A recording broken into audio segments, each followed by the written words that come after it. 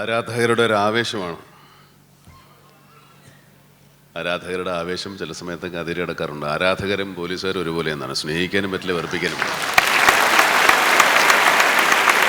സ്നേഹിക്കാനും പറ്റില്ല, വെറുപ്പിക്കാനും പറ്റില്ല. വെറുപ്പിച്ചാൽ കുഴപ്പമുണ്ടാക്കും, സ്നേഹിച്ചാലും കുഴപ്പമുണ്ടാക്കും. അതുകൊണ്ട് നമ്മൾ ആരാധകരായിട്ട് തന്നെ കാണുന്നതുകൊണ്ട് പിന്നെ നമുക്കൊന്നും അങ്ങനെ തോന്നാറില്ല.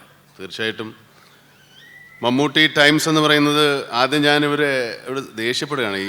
ഇങ്ങനൊരു ആശയമായിട്ട് വന്ന റഫീഖിനോട്. എന്തിനാണ് ഇങ്ങനെ ആവശ്യമില്ലാത്ത പണി നടന്നത്? തമിഴന്മാർ അവിടെ സ്വന്തം കാശ് മുടക്കി പത്രം ഉണ്ടാക്കുന്നുണ്ട്, എൻ്റെ അടുത്ത് നിന്ന് ഒരു പൈസ പ്രതീക്ഷിക്കേണ്ട, ഞാൻ ഈ പണിക്കില്ലെന്ന് പറഞ്ഞു.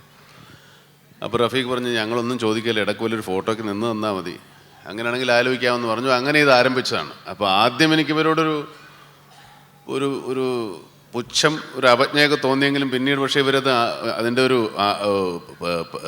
ഒരു വളർച്ച കണ്ടപ്പോൾ തീർച്ചയായിട്ടും എനിക്ക് വളരെ സന്തോഷം തോന്നി. മമ്മൂട്ടി ടൈംസ് എന്ന് പറയുന്നതും Mammootty fans and welfare association എന്ന് പറയുന്നതൊക്കെ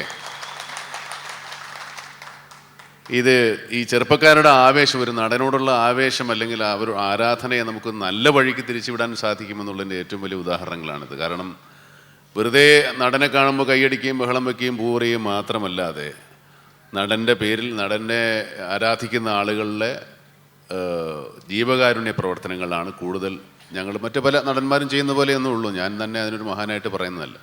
ഞാനവരെ അങ്ങനെയാണ് ഉപദേശിച്ചത്. സിനിമാ തിയേറ്ററിൽ ബാനർ കിട്ടുന്നത് മാത്രം പോരാ, ജനങ്ങൾക്ക് മറ്റു തരത്തിൽ ആലംബഹീനരായ നമ്മളെ കൊണ്ട് ആവശ്യമുള്ള ഒരുപാട് ആളുകളുണ്ട്. അവർക്ക് നമ്മുടെ സേവനം വേണ്ടി വരും. അവർക്ക് നമ്മുടെ സേവനം കൊടുക്കാൻ മറക്കരുത്. അങ്ങനെയാണ് മമ്മൂട്ടി ഫാൻസ് അസോസിയേഷൻ വേണ്ട, Mammootty fans and welfare association എന്ന് വയ്ക്കാൻ പറഞ്ഞ് അങ്ങനെയാണ് വെൽഫെയർ അസോസിയേഷൻ ഇവരുണ്ടാക്കിയത്. വളരെ കാര്യമായിട്ട് നടന്നു പോകുന്നുണ്ടെന്നാണ് ഇതുവരെയുള്ള എൻ്റെ അറിവ്. ചില സമയത്ത് ഇതുപോലെയുള്ള ചില അവിവേകങ്ങൾ കാണിക്കും, അതുമൊക്കെ നമ്മൾ ക്ഷമിക്കണം. എന്നെ ഒരുപാട് ആളാക്കി, എന്നെ ഞാനാക്കി ഒരുപാട്. നമ്മൾ സാധാരണ ഒരു ഭംഗിവാക്ക് പറയുന്നത് പോലെയല്ല. എന്നെ എല്ലാവരെയും ആരെങ്കിലുമൊക്കെ ഒരാളുടെ മാത്രം കഴിവുണ്ടെന്നില്ല. അധ്വാനം തീർച്ചയായിട്ടും ഉണ്ടാവും, നമ്മുടെ പരിശ്രമങ്ങളുണ്ടാവും, നമ്മുടെ ആത്മാർത്ഥതയുണ്ടാവും. എല്ലാം കൊണ്ടും ഒക്കെ തന്നെയാണ് ഒരാൾ അങ്ങനെ ചെയ്ത് എത്രയോ ആളുകൾ വളരാതെ പോയി, സമൂഹത്തിൽ നേടാൻ പറ്റാതെ പോയ ഒരുപാട് ആളുകളുണ്ട്. അങ്ങനെ ചില ഭാഗ്യം ചെയ്ത് നമ്മളെപ്പോലുള്ള ആളുകളും സമൂഹത്തിലും നിങ്ങളുടെയൊക്കെ സ്നേഹം പിടിച്ചു പറ്റാൻ സാധിച്ചിട്ടുണ്ട്.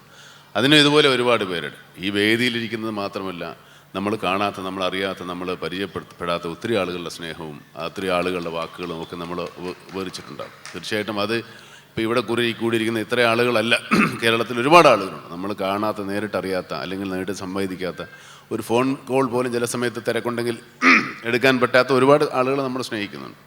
അതുതന്നെയാണ് എൻ്റെ ഊർജ്ജം, എൻ്റെ ആവേശം, എൻ്റെ ശക്തി. ഈ ആളുകൾ പറയുന്നത് പോലെ ഞാനത് അത്രയും കൂടി സമ്മതിച്ചു തരാൻ പറ്റില്ലെങ്കിലും ഈ പറഞ്ഞ പോലെ കാണുമ്പോൾ ചെറുപ്പമായി തോന്നുന്നത്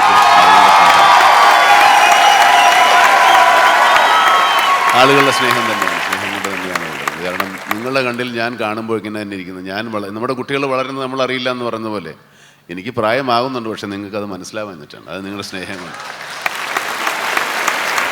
തീർച്ചയായിട്ടും ഇത് കോഴിക്കോട് ഈ പരിപാടി നടത്തണമെന്ന് ഞാൻ ആവശ്യപ്പെട്ടത് കുറച്ചുകൂടെ ഇങ്ങനെയുള്ള പരിപാടികൾക്ക് വളക്കൂറ് കോഴിക്കോടാണ് എന്നുള്ള ധാരണയിലാണ്. അത് മാത്രമല്ല, ഞാൻ ഈ പുസ്തകം പ്രകാശനം ചെയ്യാൻ MT തന്നെ വേണമെന്ന് ആവശ്യപ്പെടുകയും അദ്ദേഹത്തിന് അങ്ങോട്ട് അത്ര ദൂരം യാത്ര ചെയ്യാനായിട്ട് ഞാൻ അദ്ദേഹത്തെ ബുദ്ധിമുട്ടിപ്പിക്കുന്നത് ശരിയല്ല എന്ന് കൊണ്ട് കൂടിയാണ് കോഴിക്കോട്ട് ഈ പരിപാടി വെച്ചത്.